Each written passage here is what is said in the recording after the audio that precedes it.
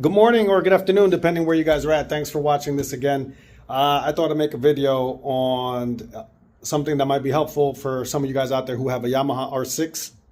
This is a 2017 Yamaha R6 that I'll be working. What I'll be talking about today is actually changing the spark plugs and giving it its tune-up. As you can see here, I got the bike already disassembled, but let me give you a small recap of what you actually have to do to change the air filter and your spark plugs here. So the first thing I did was I removed the back seat. Back seat has two Allen key screws, or the actual driver's seat. Then you would have to remove the gas tank. Now the gas tank, it's my first time working on this, so maybe you guys have some insight or you guys want to add to the video. That's fine. I'm not a professional. I'm just telling you how I did it. So what I did is I took off the tank, took these access screws off right here. I thought it would be better for me to reach, but you don't have to. There's going to be Allen key screws on the side of the tank. One on the left, one on the right, and this 10mm nut and bolt here that would have to be removed. Now those Allen key screws are located on the side. You can access them through here. It's a little bit complicated because the hose kind of is in your way. But once those are removed and you can take off your bolt, that'll actually take off the tank. Now when you take off the tank, you would take off your plugs and your fuel line. These are just squeeze-in tabs. Once you squeeze these tabs, you can pull off the line. Most of the time, no fuel will spill out of it, so it stays pretty dry. And just put these lines to the side. Now, you would have to change your filter. To change your filter, it's these little Phillips screws here that sit on the top. And once you take that off, you can access this back. And you're going to pull this back, and you'll see the filter. The filter was a little bit different than most bikes, at least for my bike here, right? It's a little bit more different than this one, right? So this one, there's a little tab here that you would want to just pry up, maybe with a flathead screwdriver or with a pick or whatever you have available. Once that's up, you'll have access to your filter to change. In this case, I already changed it, but the customer wants me to change the plugs.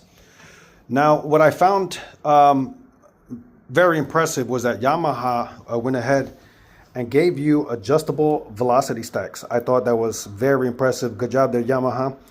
And I thought that was very neat. But that's not what I'm trying to access now, right? So we're trying to find the spark plugs. So for the spark plugs, you would have to take off these Allen key screws here. These are 4mm Allen key screws. You have a few of them here that are around the velocity stack. You'll see that there's quite a few of them here. And you're going to take those off, and I'll show you how in a moment. Okay, so I took the liberty to take out these screws for the velocity stack. As you guys can see here, you have quite a few. We have 1, 2, 3, 4, 5, and you have 6. Once that is off, you can raise this gently, and that should come up off the way.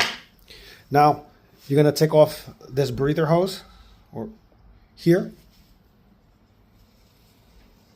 And then you're going to raise this box. Now, when you raise your velocity stack box or your intake box, you're going to have a hose right there, which is this one. Grab yourself a bent needle nose plier and remove that hose.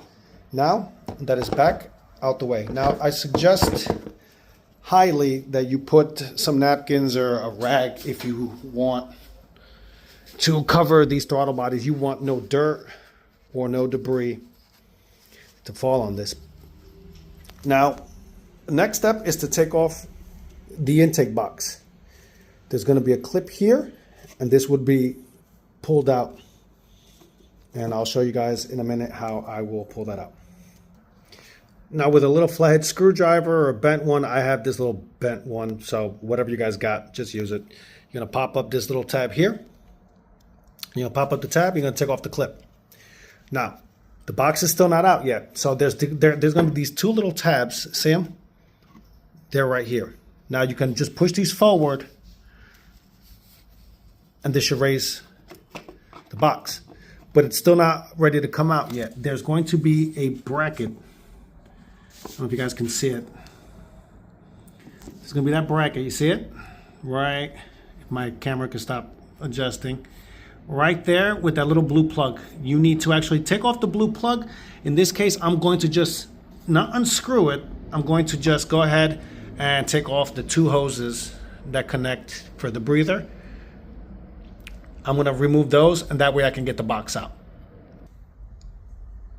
Sorry guys, don't mind that last piece. So what I actually did was I didn't realize, again, I'm doing this on the fly myself. So that clip actually retains this plastic right here. So you could just pop it up, out, maneuver it, and pull this right back out. Now you have access. Now from there, that you can see that this breather, no matter what, would have to come off anyway. So you would unplug this. Okay, so we're gonna go ahead, take off that plug, remove the 2 clamps for the hoses. You're gonna pry up the hose and remove these vacuum hoses right here. Now you have access, and your spark plugs and your coil packs should be right here. So you see number 1, well, that'll be 2, 3, and 4. I know you guys can't see it, but I'll make sure in the video. All right, so let's continue on, guys. So once the hose is off, you'll have something like this. That's where the plug goes. That's how this was. This is the hose for the intake box here.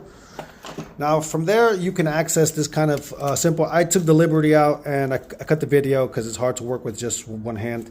So now you go ahead, you unplug all your coil pack plugs here. And then you go ahead and you remove these coil packs. Now, these are a little bit tight because there's no screws that hold these on. So I suggest that you twist these all off. Twist as best as you can. Try not to use anything to pry them up because they're plastic, right? And just get them off, right? Now, for tools, to get these out, I found it best to use, obviously, the 5/8 plug. I used a 3-inch small extension. It's not little, guys. Again, it's just average. And I used a 6-inch and a swivel. So now I went ahead and I dropped this down in your cylinder, and then you start with the 3-inch. Well, you know, you start off with your 3-inch, your swivel, and then your extension, and just take out your plugs. Now, once your plugs are out, it's really important that, again, you keep these all in order. And these are the plugs in my case. And you just go ahead, make sure you guys just check the gaps, please. I know nobody does that no more. Everybody thinks that they're pre-gapped. Just make sure if they take a gap, just make sure that if they're gapped or not to the correct size. You know, you want your bikes to run right? And then make sure you keep these all in order in case of a misfire or anything that you have an issue with. You would know which one would go bad. You know what I mean? Other than that, guys, look, I did my best to give you guys a short video. I couldn't find nothing. Hopefully this helps to put this all back together. You guys already know. Just do it backwards, right? And I hope this video helped you guys. And I wish you guys luck and ride safe.